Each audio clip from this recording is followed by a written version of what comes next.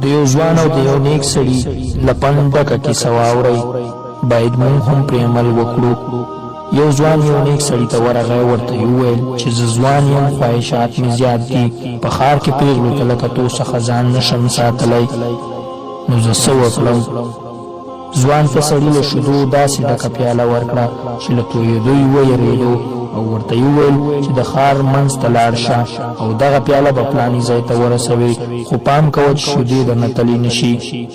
نیک سړي په خپلو شاګردانو کې یو کس ته دغه دنده وسپارله چې ورسره لاړ شي، او ورته یې وویل چې که شیدې ترې توی شوې نو د خلکو په وړاندې به یې سم ووهې. ځوان لاړه او شیدې ټاکلي ځای ته ورسولې، او یو څاڅکی هم ترې توی نه شوې، او بیرته نیک سړي ته راغی. نیک سړي ترې پوښتنه وکړه څومره پیغلې دې په لاره ولیدې؟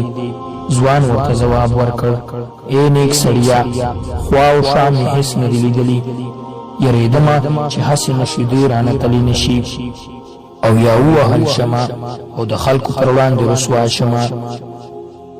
نیک سړي ورته وویل د مسلمان حال باید تل همداسې وي.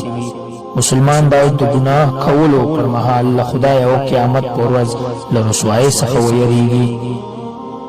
نو ټولو ته مې میسج دا دی چې هېڅکله هم په خپلې ګناه باندې فخر مه کوئ، له ګناهونو څخه ځان وساتئ. خدایه موږ پر نیغه لار روان کړې.